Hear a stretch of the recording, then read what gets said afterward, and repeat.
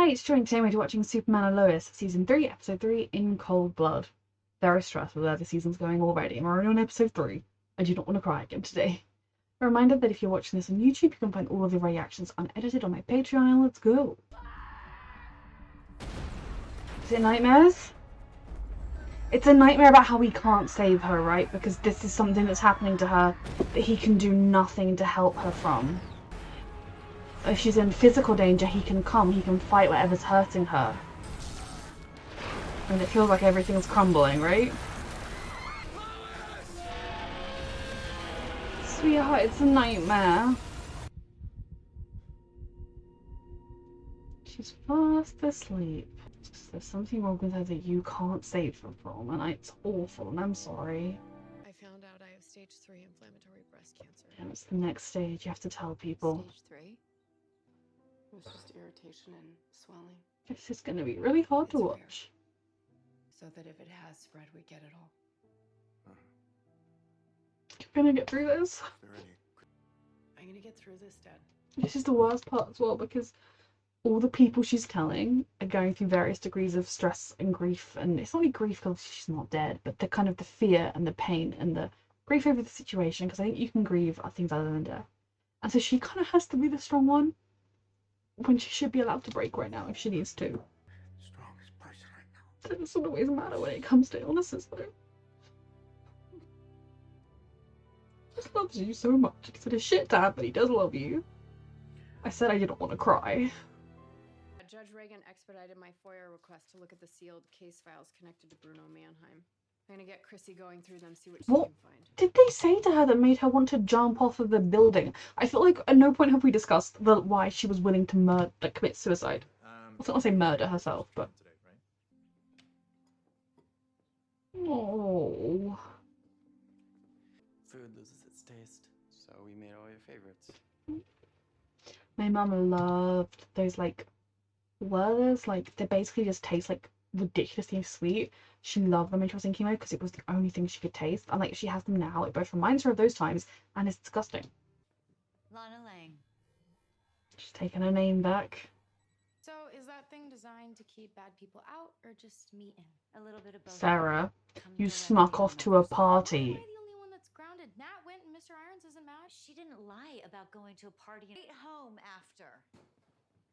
She's being a teenager, and I get that, but what an unreasonable girl she's being. What with everything Lois is going through. Oh, he knows the whole story now, yeah. She's not my wife. Does it stir up old memories? Or not old memories necessarily, but old things? They have facilities all over Metropolis. Let's go. Lois, when's your chemo? You really should reschedule her treatment as soon as possible.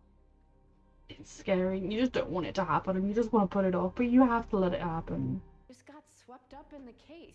Sort of willful forgetting. It's fine. I can read. Don't give a damn about the case. There's always going to be a case. She's always going to put it ahead. You don't get. I know you're upset, but you don't need to be mad at him. You can't. We just forgot. Okay, well... It's a little bit of willful forgetting.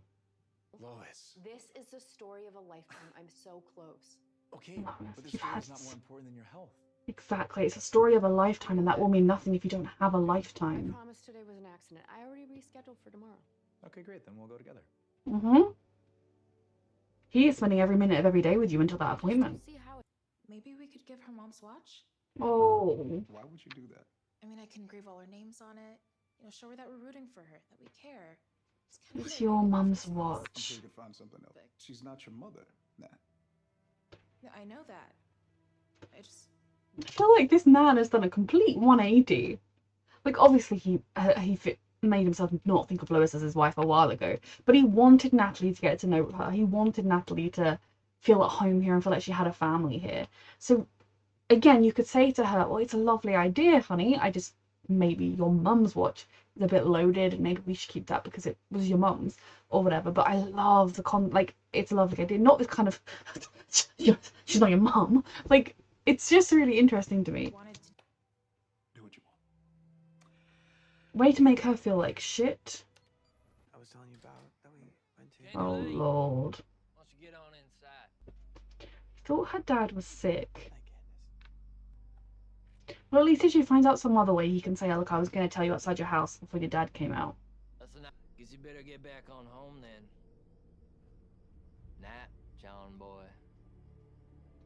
They have changed her father's character. I mean, obviously, she could definitely have said, my dad's sick, that's why we don't have money, he can't work, that's why I need the money. Like, but I didn't get the implication last season that her dad was like a low-life piece of work type character, you know, stereotype. Whereas the man standing there is a stereotype of a low-life piece of work. Like, and he doesn't come across as like the trying to scare his daughter's boyfriend. It just comes across as like he's going to murder him and steal his car. Oh dear. That, honestly, that's why I think for the chemo treatments and everything, like he promised her he'd be with her every step of the way. But realistically, like, she's, I mean, it's just an appointment. I'm not trying to belittle this appointment. It's not just an appointment. But she's not about to die at this appointment. Like, he should go to the emergency and then come back as soon as he can. Like, her dad, Chrissy, Lana, people that are in the know, so won't think it's weird when her husband just leaves mid-chemo appointment, should also be here. And even if they stay in the waiting room unless needed or something, because he can't not save lives because he wanted to sit by his wife's bedside, as awful as that sounds. Well, not it's a chair side, but you know what I mean. Awesome that you're letting us give this to our mom. It was Nat's decision. God, why is he acting like a sulky little boy? I mean, I guess grief is not a linear process, but like, that's your daughter. Oh, like, just such.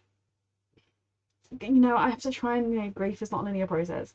Mental health is tricky, dealing with stuff is tricky, but that is your daughter. You are intentionally making feel like shit. Like, he wants her to know he does not agree with this decision, but he's not going to tell her he doesn't agree with this decision. He's just going to ice her out. Is your dad cool? Worse feeling. I'm late for school. Not your best, mister. This is why there should have been a third person here. It's so silly when they know everything that's going on. This is a problem. You have missed 2 appointments in 2 days. Something is wrong here. I promise. She's I will be scared. but this is the closest I have ever gotten. No, this is about more than that. Bruno could be covered. See what they haven't packed up yet. They had guns. Then we better hurry. Damn it, Lois! Lois! Lois. Again, she's acting irrationally because she's struggling to cope with everything. There's more to the story. Ain't necessary. Who set that up for you? If you're just here to try and be like, you dating someone else, fuck right off. If you are here because you are a concerned friend, sit down. That's why you're here. Not to bring me coffee and see how I'm doing, but to snoop on me? Uh-huh. That's not it at all, Lana. It's exactly it, Kyle. Fuck We're on the up and up, right? off. I care about you. You next time you want to ask me something, ask it. Right? Don't play these stupid. If it truly was you thought someone was conning her or spying on her or doing any kind of dodgy dealings, you would say, look, Sarah mentioned something like that. You would just come out and say her and ask her about it. Game. What is all this equipment for? Oh, This one. see, Lois, your recklessness is getting you and Chrissy in trouble. We don't even know where this room is.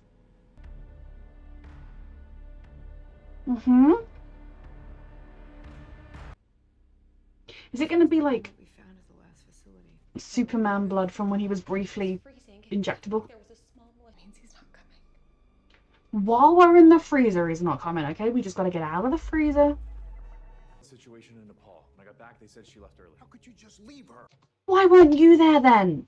You know he's fucking Superman. We'll find out. I mean, I get that, like, Gemma Lane is kind of in that, like, parental state where you're like, fuck everyone else, my kid's in danger, I want to protect them, like, with her illness and everything, but also you don't get to act like that when you were like a terrible father the entire time. Be at her appointment yourself, so that if Clark has to leave, she's not alone. My truck's gone. So you think that means he stole your truck? No, but he did kind of ask how much it cost. He was just making conversation. It didn't seem like that. The way She he sees her asked- dad through rose-tinted glasses. Because we're poor. He was thinking that because he wanted to... Your dad. Ex-K dealer, yeah, it was him. It just sucks, because I don't want to... See, her dad wasn't the XK dealer. Like, that wasn't a thing last season. They've changed it. Which, fine. But like her dad was ill. It was like a genuine like she was in a desperate situation because her dad was ill and unable to work and they couldn't make money. It wasn't that her dad was a drug dealer himself, because that still makes her a victim in the situation, but it casts like social services should be getting involved type of situation instead of like, you know, oh, let's get that family help. It's let's get the girl away from the dad. They've changed Candace's backstory this season and I don't like it. It's not consistent. Arrested. They're coming this way. We've got this, okay? When we're out of the freezer, we'll buzz the buzzer. Father last night? It's not Sarah's fault. Please don't come at her angry about this. She mentioned John Henry gave you a thingy. Did you tell him something was going on between me and John Henry? No. I really don't like this. Like, it's quite believable because parents do act like this, but Lana and Kyle are making Sarah the go-between. They're making Sarah the, did you tell them that about me? Tell me more about them. I really don't like it. Well, your father's. Don't make everything about you. It's selfish. I'm selfish? Yeah. Everything I Sarah. do is for you and your Job you took to make yourself feel more important. You are so ungrateful. What is happening to Sarah? You know what? Go to your room. Yeah, go ahead. Boss everybody around like you usually do. I said get out of my Probably face. why Dad cheated on you. Fucking hell.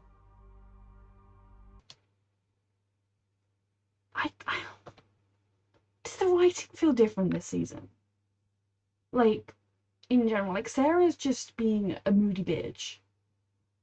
And like maybe part of that is me being blinded by the fact that like I was about her age. Like I was a year and a half, 2 years older than her when my dad left us for another woman. And I still to this day have not forgiven him. And my relationship with him is extremely tied up with like the knowledge that he's a piece of shit and all that kind of thing. And yet, and that's like 11 years, 12 years, coming on 13 years. I feel like I'm old. It's like 13 years, so yeah, older after that happened. Yeah. It's still fucking messy in my head. The one person I know is not to blame is my mother.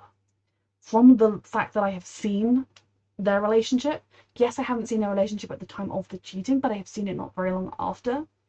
It was not Lana's fault that the marriage was unhealthy, but it's on you both to come together and work through that. If you feel like cheating on someone, talk about it with your partner. So Sarah being this like moody with her mum and being angry, like, yeah, it's the ideal situation in divorce is for the parents to not put their children in the middle, but inevitably there is some element of that. But like, it wasn't a huge deal. I just knew that like my mum did not want me to tell my dad details about her life because he had no right to know them, and like that was fairly reasonable to me. He never asked me to do the same back. She also didn't want to know anything about him. Like, it's just very, very interesting, like, to me that they're writing Sarah as being like, she forgave her dad instantly and has not wobbled once in that regard. And I suppose that is in a way slightly easier because the affair was in the past and over and done with. It's not still ongoing. And I didn't love the way Lana came in being all judgmental and like, what do you tell your dad? Well, maybe tell him different stuff about me. Like, I think Lana wouldn't have been like that with Sarah. She would have maybe had a conversation with her about like, maybe going forward, just don't tell your dad too much about me. But Sarah really was only telling her about stuff that was happening to her in her home, aka the new security thingamajig after the attack. You know, all Lana needed to say was maybe just in future, tell your dad that you don't want to talk about me with him because that's private between me and him, and I'll talk about it with him if I ever see him. So Sarah coming at her with the boss everybody about like you always do, that's why dad cheated on you. Now hitting her is unfair. Lana wouldn't have done that. Like, TV shows, they love to have parents slapping their kids when they say something out of line. I think realistically, in that moment, Lana's face would have lost all colour. She would have been like, go to your room. Or she would have just left the room herself. Like, I don't think she would have hit her daughter. I don't see that as being a thing that would happen. That's not her character. Yeah, she's under stress right now. Yeah, she's dealing with shit. Now, maybe if Kyle was accusing her, I could see her giving him a slap. Because at the end of the day, a slap isn't going to, like, physically hurt someone hugely, but for a parent to slap a child is a huge deal, and I don't think Lana would do that. And then that kind of gives Sarah's petulance. I mean, right now, my heart is broken for Sarah and I want to give her a hug within what they have written. But I just don't think it feels very true to the characters. Like, Lana would never have hit Sarah. Sarah also wouldn't have been this much of a bitch. And if she's struggling, if they're going to say, oh, you know, we know that she's not always had the best mental health and she's struggling over her parents' divorce, she would be lashing out in other ways too. It wouldn't just be thinking her mum's a bitch.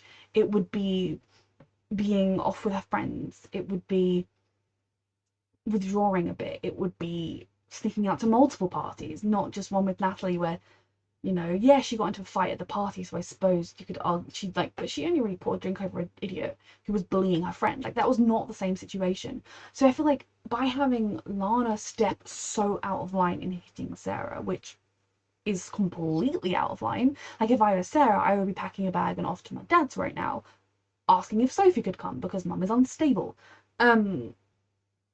Like Sarah said something unforgivable to her and then she did something unforgivable to Sarah. Like, it kind of validates Sarah's teenage petulance as being like, well, yeah, look, Lana is unreasonable. When she wasn't. She was a little unreasonable. I didn't appreciate her tone. I really feel like they used to write this dynamic so well. It wasn't perfect. And they both would mess up from time to time, with Lana being a human, parenting is not easy, and Sarah being a teenager. But like this episode, they've just decided that like Sarah would understand that she got found out for sneaking out to a party.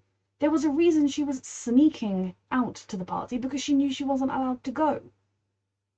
Any teenager who sneaks out and gets caught expects some kind of punishment for it. And then the other weird writing is suddenly changing it so that Candace's dad is some ex-K dealer. He wasn't the ex-K dealer last season. That was the whole thing. Because realistically, once Candace was found out for being the dealer, if it was her dad, he would be in prison right now. The whole point was her dad was sick and unable to work and probably didn't even know what his daughter was actually doing. And so initially this episode, when she had an actual job, I was like, oh, that's really lovely. Like, they helped her find, I mean, it's awful that a kid has to work to help her family out, but they found her a legal way to work and make money, and, you know, that's looking really good for her. And then suddenly her dad is this really scary man that she worships. Now, I suppose you could look back on last season and be like, oh, she was just looking at him through rose-tinted glasses because he's her dad and she loves him, and she's just saying, oh, he's sick because, like, he's sits around the house saying he's sick or something. But I just feel like they changed that dynamic to suit this plotline. They changed this dynamic thoroughly. Sarah occasionally acts weird, but like, she has just been completely unreasonable, and in my opinion, and I know not every single situation is the same, completely unrealistic. Like, she knows what her dad was like when he was drinking. She was hurt by him in season 1 when he was drinking.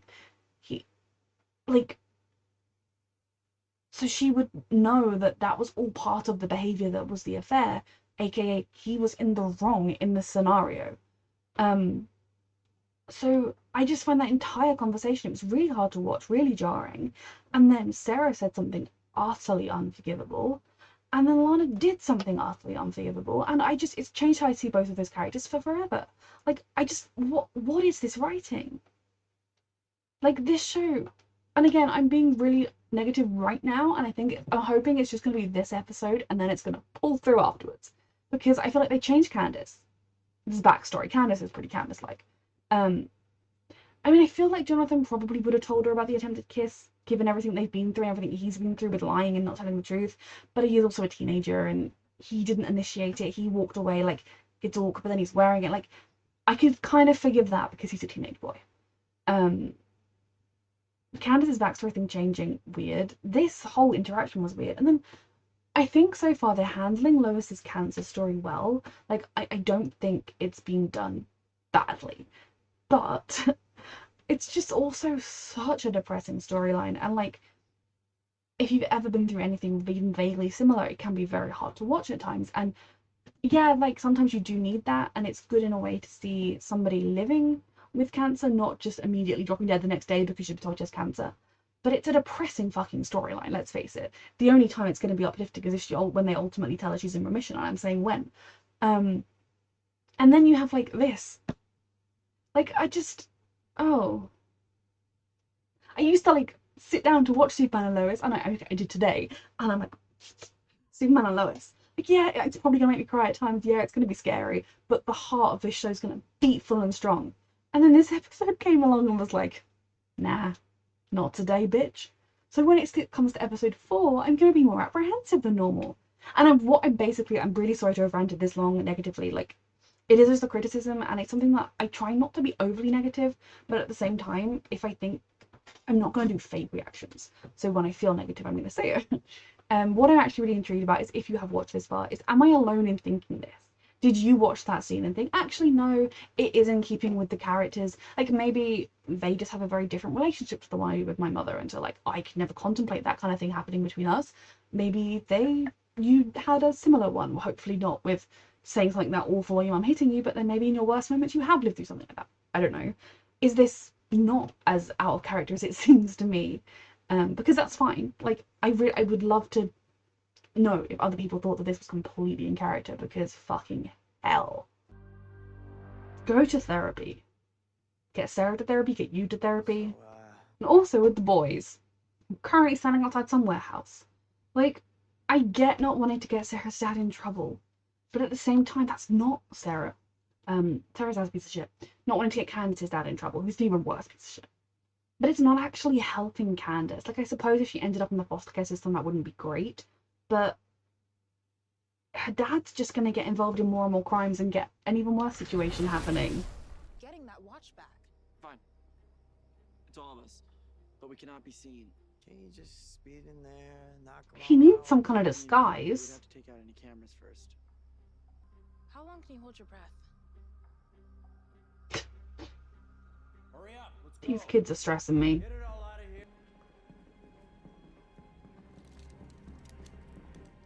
We are very lucky he didn't just shoot first. Good.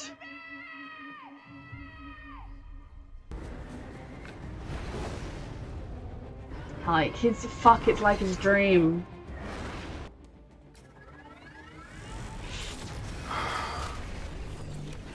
I've been wanting to try these out. Guys, you should also call the sheriff on this place. Or did they not want to call the police in case he didn't have the car? I mean, sweet boy, you were breathing in the gas then.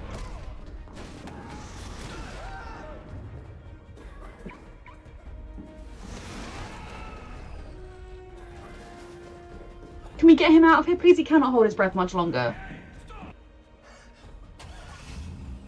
Is the watch there? Please say you've also called the sheriff. Please say they also called the sheriff from that organisation. Because the fact that they only took Jonathan's car, I wonder who it was. There was a teenage boy running around. He only took his own car.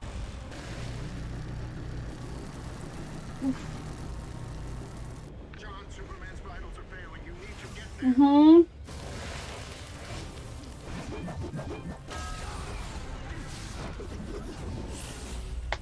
Well done.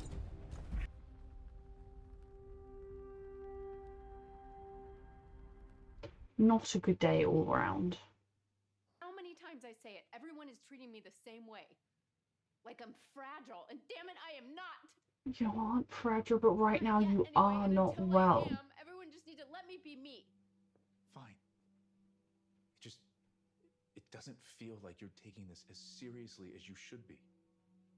It feels like she's running from it. Thought about my taste buds, my energy, me. I know. That. I mean. The best way to get through this is going to be as a team. Mm-hmm. And that means me and you, Lois. And you're doing this to get through it, so you get you back any parts of you that you lose along the way. But you will always be you. Whose blood was it? Yours. How did they get that much out of him? Like, I figured that out earlier, but how did they get that much out of him? On this in my dad's stuff, and I saw your name engraved on the back.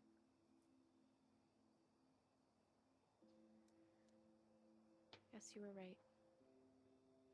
He doesn't blame you. What do you want? You know how my mother was, and I never want to be like her. Lana. I will do better. That's awful. I Why love are they you writing these so plot much, lines? honey. I know that it might take you some time to forgive me. Please say she's in there and didn't sneak out. I could use some company. You'd be his rebound. Which, as long as you're cool with that. Yep, she snuck out. Which I don't blame her right now, to be fair. Oh, hey, you okay? I hate this plotline because it feels so out of character to Lana to me. And then it makes her the bad guy in this scenario when she isn't. I mean, technically she is right now because of what happened, but like, it doesn't feel true to her character at all.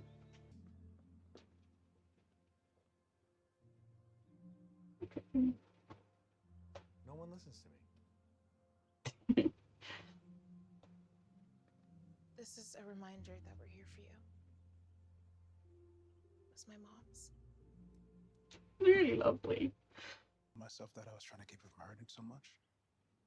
It doesn't work that way. Yeah.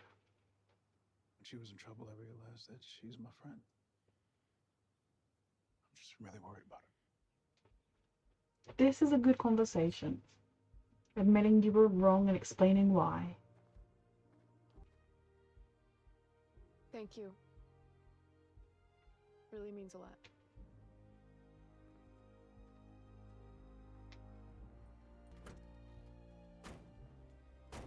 I still think they need a third person with them. So if he does get called off to an event, they can come out of the waiting room, put their book down, and come and sit with her. Together. I'm not going to talk too long about Lana and Sarah because I feel like I talked for a very long time in the middle of this episode. I will say that it upset me because it felt very out of character for Lana. And if they're going to try and say it's because she has childhood trauma and so she was feeling a lot of feelings and it came out. But that is not who Lana, like, I mean, they could very well, that could be in Lana's past. I'm not saying that can't be in Lana's past, but that's not something we have ever seen from her before. That is not something she has presented with before. That is not Lana. And so for them to suddenly be like, I mean, they presented it as being the worst thing she's ever done. They presented it that way. But I just find it incredibly frustrating because I feel like in so many ways, Kyle got away with everything by being sad with most people. They, like, if I was Chrissy and I knew he cheated on his wife when they had 2 kids, and that's why he's a sad little lonely man, I might be like, I wouldn't view him as a potential conquest. You'd have to be pretty desperate. So I feel like as a character, they're kind of like, oh, you're sad about what you did, so never mind. Now, obviously, I do believe that he regrets it. I do believe that it happened in a time when he was suffering from alcoholism and their marriage wasn't in a great place, but that doesn't excuse it. And in a lot of cases, it's kind of been like he's assumed he'll get away with it. Sarah forgave him instantly. And now they've orchestrated this situation that felt so out of character for Sarah because the slap was unforgivable. But saying that's my dad cheating on you is also unforgivable. It's not the same kind of unforgivable, but it's different. But it's also terrible. And so they orchestrated the situation where Sarah said something that will wound Lana to her core. Like, realistically, I don't think Lana would have hit her in that moment. I don't. I think she would have taken a step back. I think she would have been like sucker punched emotionally. I don't think she'd have slapped her. And I hate how readily TV shows show characters slapping their kids because that's not really a thing that happens in fraught situations, right? And then it makes Lana now the unstable bad guy. Whereas she's actually been dealing with things pretty well given everything. And maybe that's a sign that she's falling apart. But it just felt out, basically, it felt out of character, both what Sarah said and Lana's reaction. Given that obviously it's what happened, so therefore I can't be like, well, it didn't happen. I don't blame Sarah for leaving the house. I think if I was her, I would have very openly packed a bag and walked out the front door in front of my mum, because it's not like she was scared Lana was going to keep hitting her or anything. It was quite clearly a once. So, like, it wasn't like she was in fear for her life in that moment leaving the house. But it does break my heart that Lana was truly, honestly pouring her heart out to her and Sarah wasn't there to hear it. Now, that doesn't mean she can't say all those things again. I don't blame Sarah for leaving in this moment. It's just like, oh, obviously Sarah wasn't in the room when she was saying all that stuff. And now it's kind of like Lana's the bad guy when Lana isn't. Her whole thing last season was how she ran on being mayor because of family values, and because she wanted to help Smallville. And now it's like, oh, she just works too much. She's so I don't like it. It's bad. To me, it comes across as bad writing because the characters do not feel like the characters I've known for 2 seasons. No wonder they're writing them out of season 4 because they don't know how to write them anymore. That pissed me off. I didn't like it. As things stand, my heart is broken, and to be honest, if I was Kyle, I would be saying maybe you could go to therapy, and if you do, you can have the kids, otherwise I'm taking you to court for them. You don't get to hit my kids. In anger, particularly. You don't get to hit my kids. And it makes him not the bad guy anymore, when, like, she just wouldn't have done that. In the situation, she has done it, so I have to, going forwards, be aware that she did it, but it pissed me off. Then it also kind of annoyed me, the whole plotline they've given with Candace and her dad, because it just... Last season, they should have just referenced him as being like that, or kept it super vague. She should have just said, my dad and I don't have much money. She didn't need to say he was sick or whatever, and I could definitely see it being that Candace was making excuses for him, you know, like, oh, he's sick, that's why we don't have much money, not like, oh, he's like a deadbeat or whatever, like, you know, because he feels very stereotypical right now, but it kind of, I feel like it was very jarring because it was a change from how it was presented last season. And if he was linked to the XK dealers, how the hell did he not get found out when she was found out? Yeah. I'm not writing that plotline off. I still think it could go somewhere interesting. I'm sure. I mean, those kids. Jonathan was seen by multiple people. It wasn't that smoky. The only car they took with them was his car. They're gonna know that he knows people that fly around in suits. Like, it's just weird. The Mannheim story, you know, they've got Clark's blood, they're giving it to people, they're making super soldiers. I guess he's trying to make his own heroes that can defend people better. I don't know, in his mind he thinks he's doing a good thing. We will see where that goes. I'm not writing that off or on at the moment. He's still a very interesting villain. We need to know more about him. One thing I do think is the judge was shown something, told something, that made her walk up to the roof and want to jump off of it. And I'm just like, why? Because nothing has come of it. It's not like, oh, the judge is... I mean, I guess maybe she's in protective custody right now. I don't know. The plotline that I have such mixed feelings about, and the mixed feelings are not actually bad feelings that I don't think it's a good plotline, because I think it is a very sensitive plotline, Lois's cancer, but they are also handling it very well. So when I'm saying I have mixed feelings about it, it's more because it's not enjoyable to watch. Like, this show is a little bit like, the family stuff was always the bit that you kind of, even when they were fighting, just, I mean, they still love each other, and that part still kind of gets you, like with the watch and everything, but it's kind of like,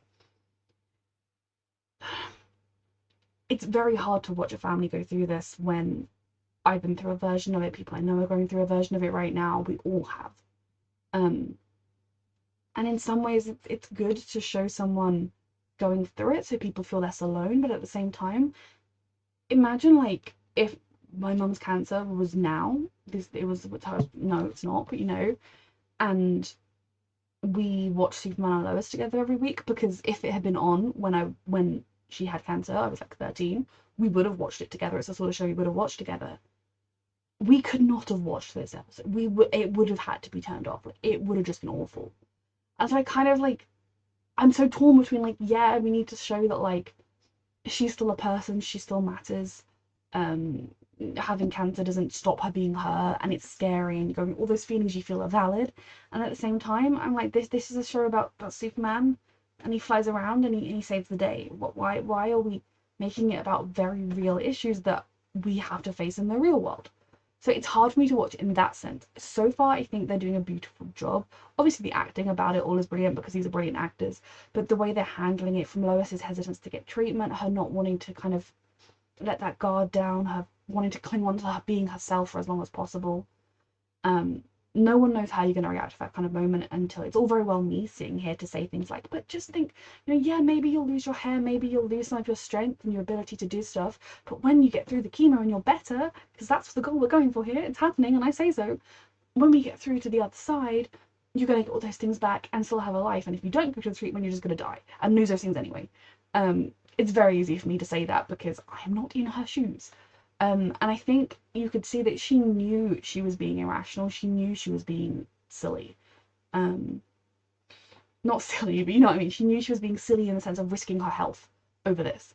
But it's also a very human thing to go through.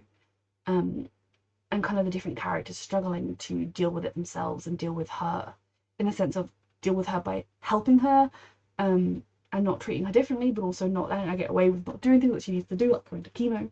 I do still think they need a third person to go to the chemo sessions, even if the person sits in the car, if the waiting room doesn't want to be chock full of random people. Like her dad, Chrissy, John Henry, I mean, Lana is the mayor, she's very busy most of the time.